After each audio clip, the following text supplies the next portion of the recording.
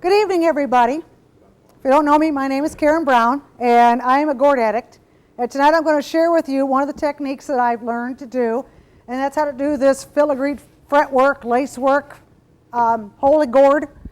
Basically, we start out with a bowl, nice clean bowl, and then I draw a pattern around here, and then I'll go back in after I've got the pencil outline on, and I go over it with marker. It stands out a little bit more, and it's easier to see. It also doesn't rub off while I'm working on this side. If it's laying against my lap, I usually end up rubbing all the pencil off, so it kind of defeats the purpose of drawing the thing on. I like working on these patterns. It's real easy, and I find it quick to do. Gourds are fairly sturdy when it comes to working on these guys.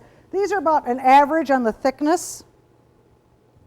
So you can see that they've got a pretty good meat to them. Most of these are fairly hard. If you want to know, you can stick your fingernail into them. The softer ones you can actually just really push your fingernail right into, where these are a little harder. It makes them a little tougher to sand because they are a little bit harder underneath the shell and the meat side of them. But by and large, they're pretty easy to do. I use basically just a couple of bits. I've got inverted cones here that I do the edging with. And that's this edge right along the outline here. We use the cone as the guide because it doesn't cut on the top, it just cuts on the edges of it, and it makes this nice deep little V channel, and it gives you an area that you can just butt right up against with going back in with either a ball burr or the cut saw if you're going to remove a lot of the skin of the gourd quickly. Then after that's all removed out, we'll go in, and this is a titanium sanding disc. It's medium, but it actually does cut about like 100 grit, so it's a little coarser than what I normally use. It will leave lines, but this thing will last forever because it is titanium. This is the Dremel sanding disc that I use the most when I'm done and about to polish stuff up. It's what I use in this area right here. It's a self-sticking sanding disc. It's a 120 grit, and you use it on about half speed to sand it all down. And then once we get all that done, we put the holes in, and then we expand the holes out to make the unusual shapes. And I'm going to go ahead and show you how we get started on this. I've got a little inverted cone on here right now. And we're just going to start this right at the corner of this curve and come around.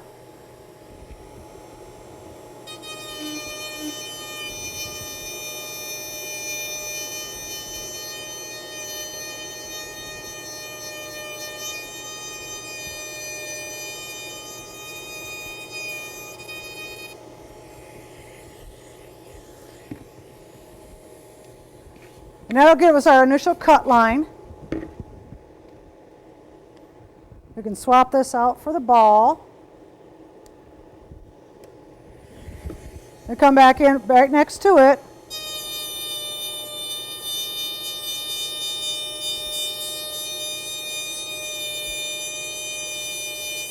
And take that little bit of the shell off just to drop it down a little bit so that you can see where you're going to be sanding off the parts and pieces. And that gives you a nice little wide lip to go around. And as you can see, I've got some of these lipped out already, where we've already edged it out. You can see the pattern starting to emerge. You can drop this down in about 1/4 of an inch if you want to. You can really go down in there quite a ways to really offset it and to pop the vein or the pattern out. It's not necessary, but it depends on how much gourd you've got to work with. Once this is all done, and we go back in and take this tool out, and we'll go ahead and put this one in, and we'll show you how this goes. Now this one I'm just going to turn down just a little bit. We're going to set it on the edge, and we're going to try to use the edge of it to clean this off.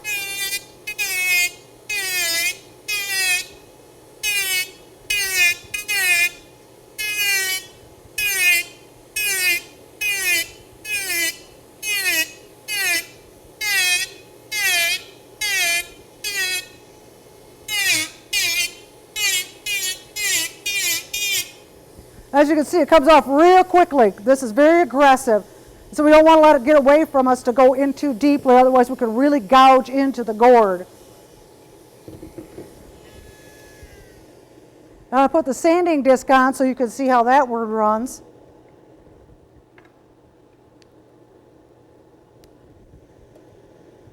Now we sand about half speed because this will heat up the sticking material on the back. If it gets too hot, the disc flies off. It won't stick properly. So I always want to run it about half speed. Again, we want to always stick to working on the edge of the disc.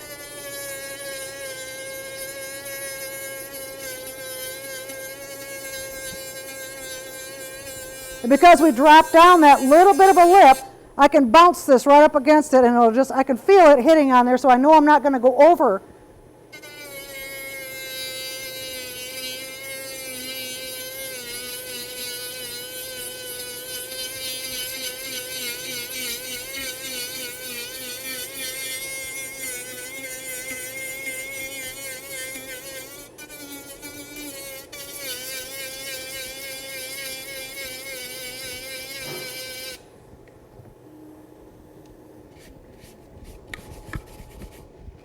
And as you can see, it's come out really nice, smoothed out, it's all ready to go now.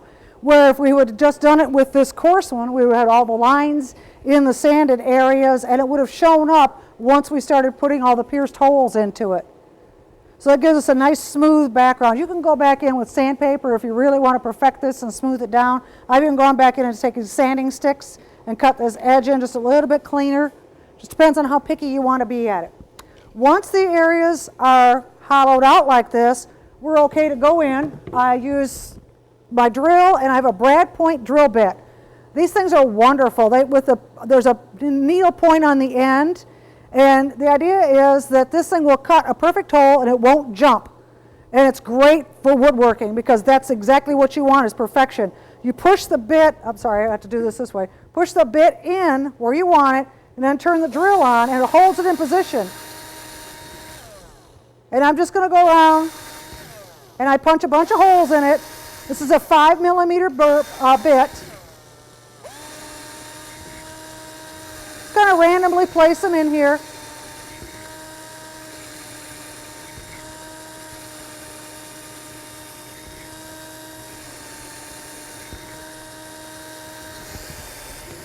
And I just keep going until I feel I've got enough in there to make an interesting pattern, or how tight I want them put together.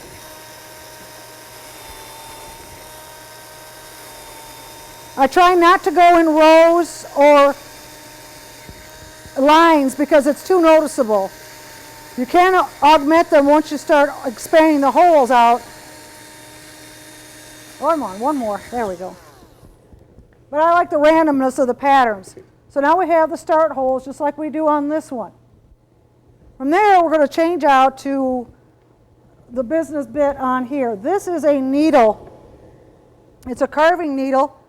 You can do a plunge cut with it. You can actually just stick it right through the gourd and make the holes on it. But I find that these are almost $9 a piece for these little guys. And if the tip breaks off, it doesn't work as well anymore. So I just soon drill them out all the holes first and then go back in and use this to augment the shapes to make the Swiss cheese out of it. Excuse me. That is done. I'm going to put this in here. Make sure it's all the way seated in.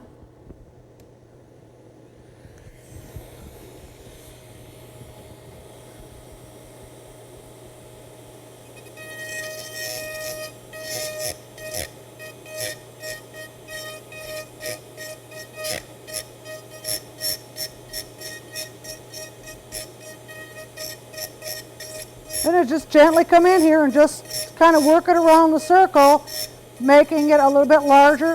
No real pattern to it. It's just kind of make a shape, go into the next one. Work it up to as close as you want.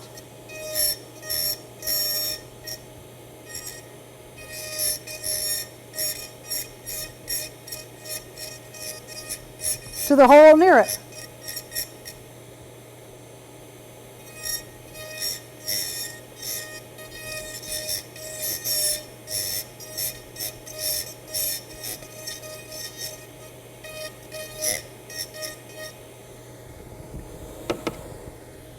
And you see we're starting to make our little Swiss cheese holes.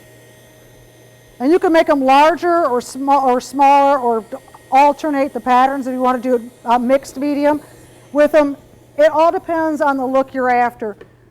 As you can see, I did get a huge chunk out of this one over here. I had put the wrong burr in and used the ceramic burr, and it has a tendency to jump because it's very aggressive. It has a lot of teeth on it, and it doesn't cut as smooth as this one does.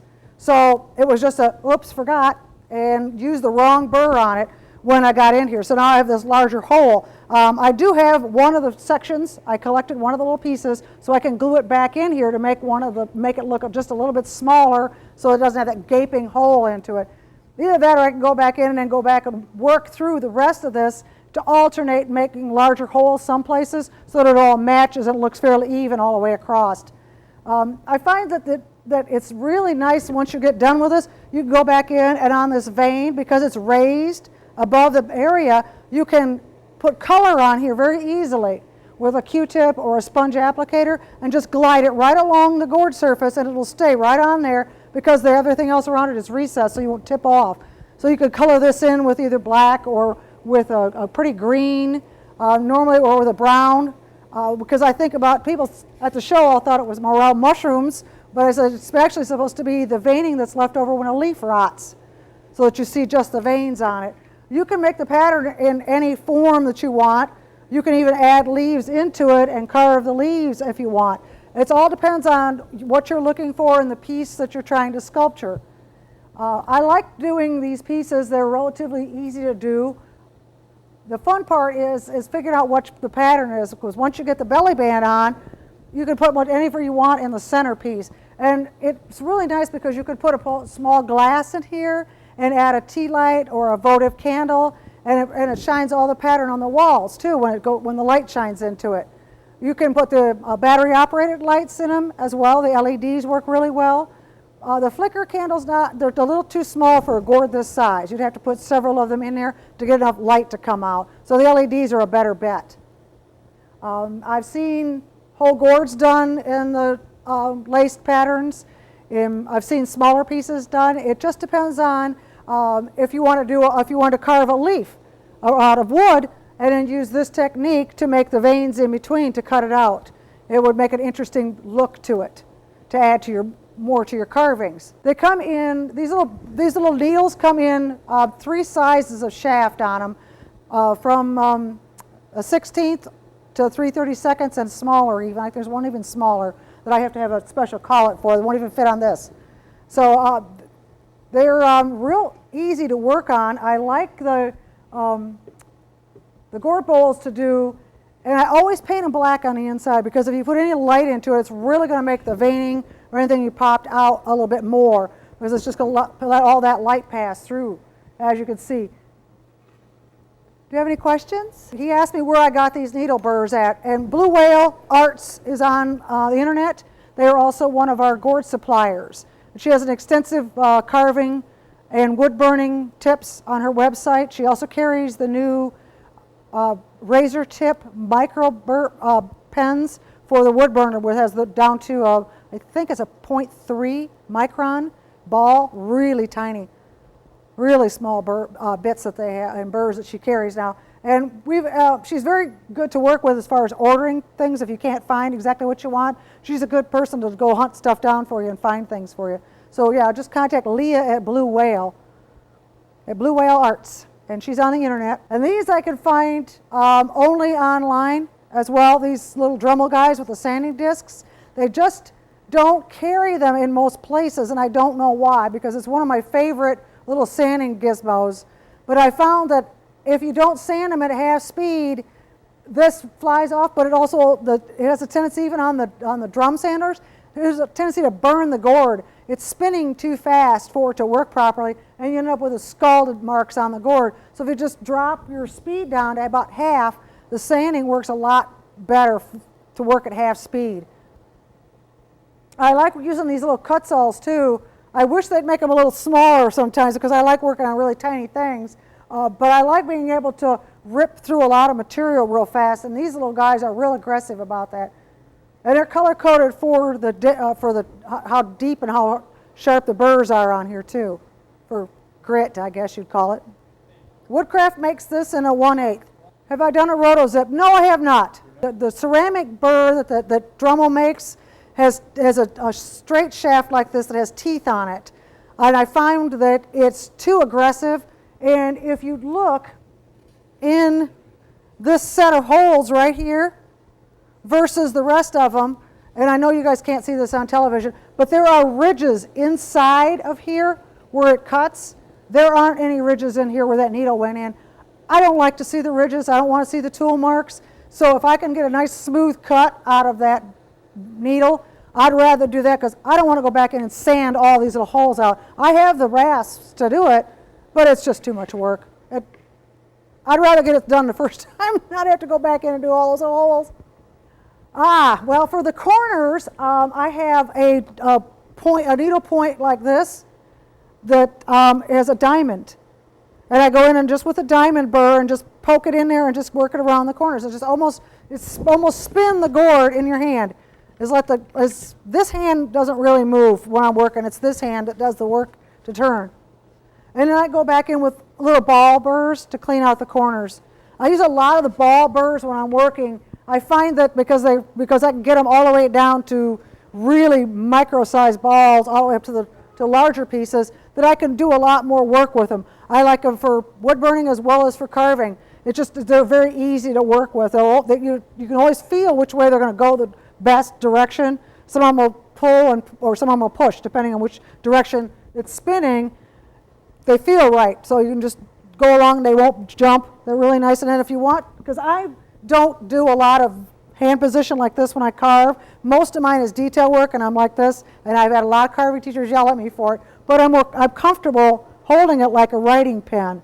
So when I'm working with a ball, I can go in any direction and just keep going with it. It just seems to feel better with my hand.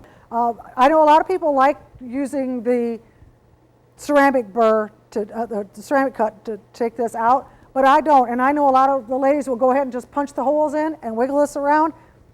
After I broke the tip off the first one, I went, there goes $8. I said, I think I'll drill the holes out, and it saves the edge because there's more meat taken out already, and I get to cut. I have less cutting to do once that's drilled out, and that drill bit on there will last forever.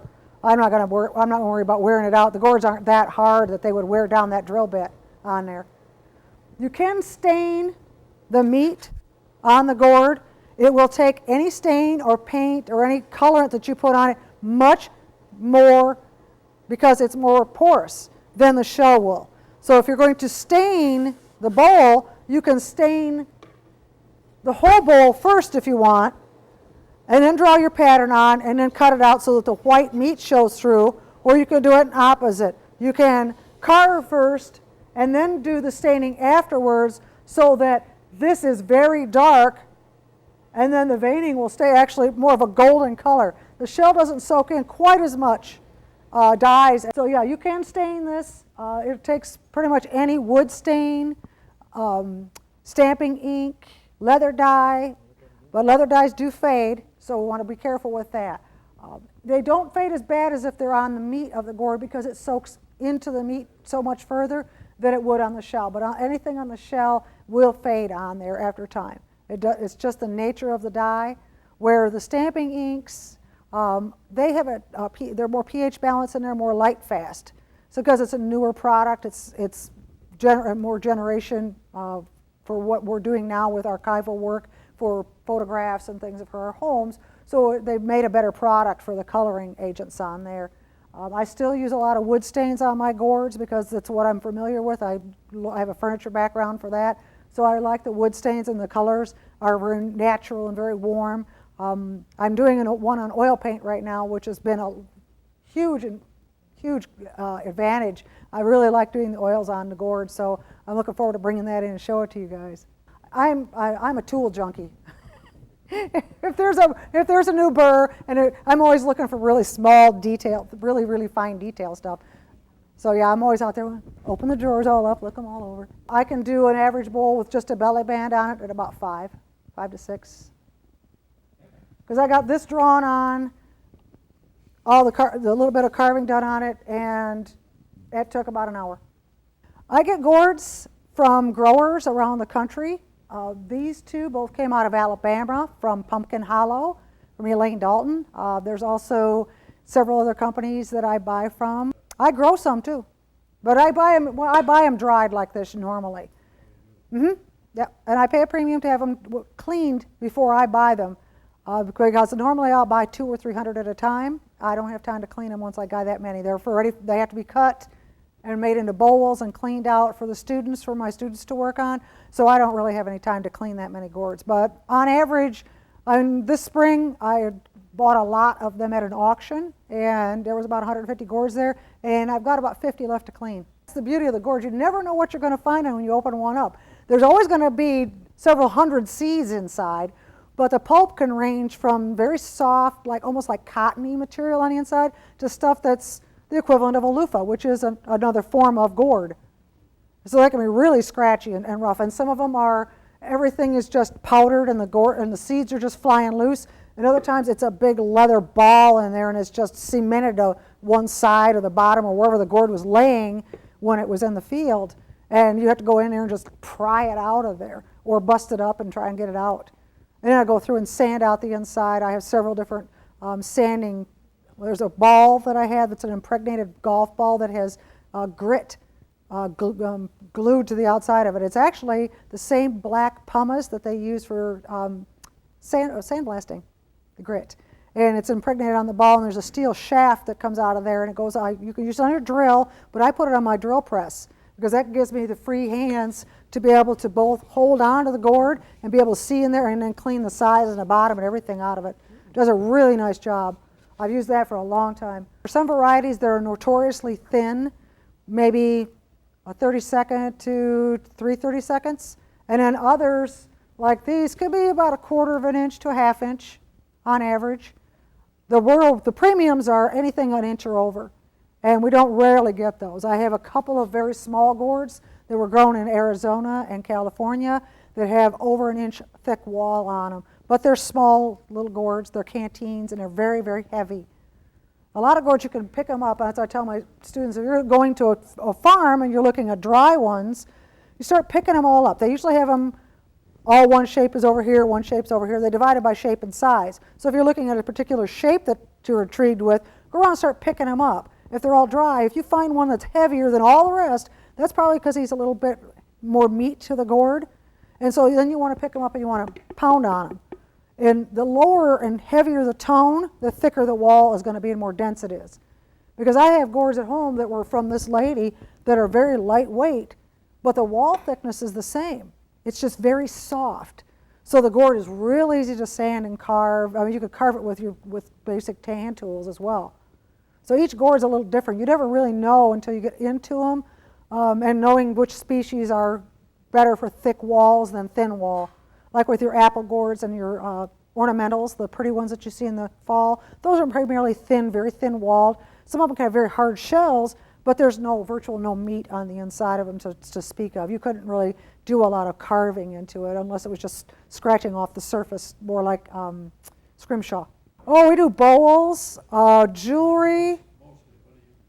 Mostly what I make? But I do make a lot of bowls, decorative bowls.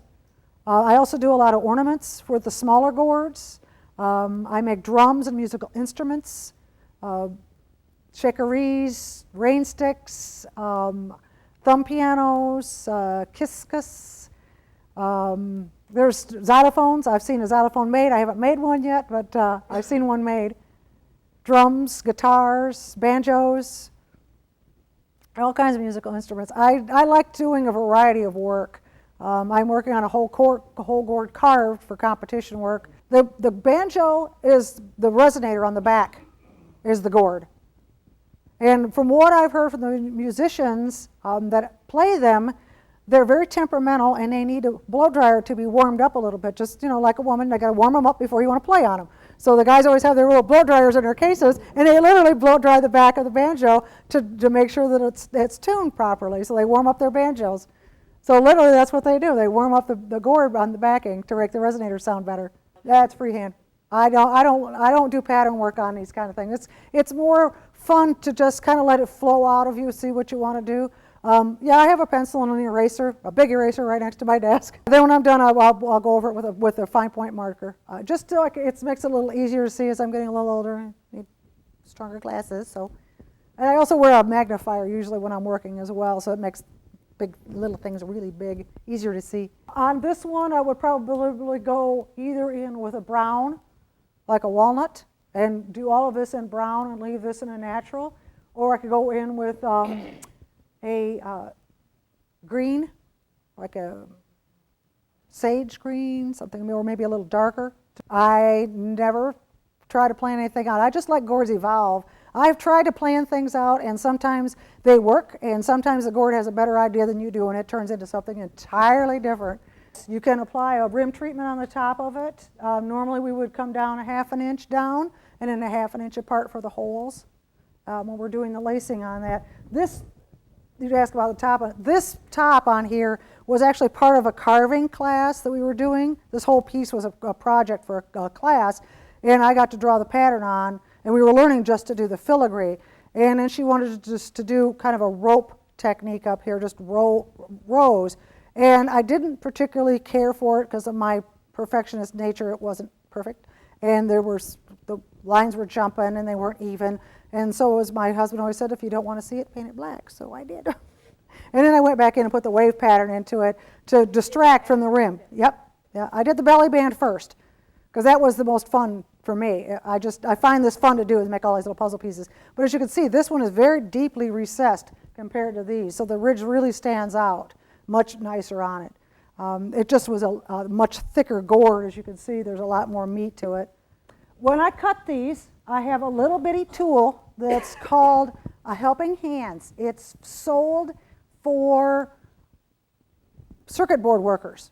It has a pair of alligator clips on a cast iron base, and I took one of the alligator clips off and glued a rod in that end, and then I have a drafting pencil attached to it. So the armature moves around, and I set it to the point I want, and then I just spin the gourd around, and it marks it. And I measure down 4 to 6 inches, and then I just mark it again. And that gives it my belly band lines, and everything else is just freehand. When I'm getting ready to cut, I do the same mark on here with the same tool, and then I'll either put a drill into it or an X-Acto blade, depending on how hard the gourd is, to get a start line. And I have a miniature jigsaw that's made by Micro Lux. It's a German tool manufacturing, and I get that from Micro Mark Tools. They sell all the woodworking tools that you could ever dream of. They make them in miniature for dollhouse makers and model railroaders. So they even have lathes in there that'll cut like little tiny turn spindles for dollhouse chairs and stuff. It's just amazing. But this little jig is what I do to cut these all off. And then if you wanted to flatten the rims out, what I'll do is I'll run this on graphite paper and then take it in and then sand this either on, I've got a sanding board that's 4 by 4 sheets of sandpaper wide for doing drums on, or I can, if it's small enough, I can just put it on the belt sander and just sand it till all the graphite's gone, and then I know it's flat. So that's my presentation.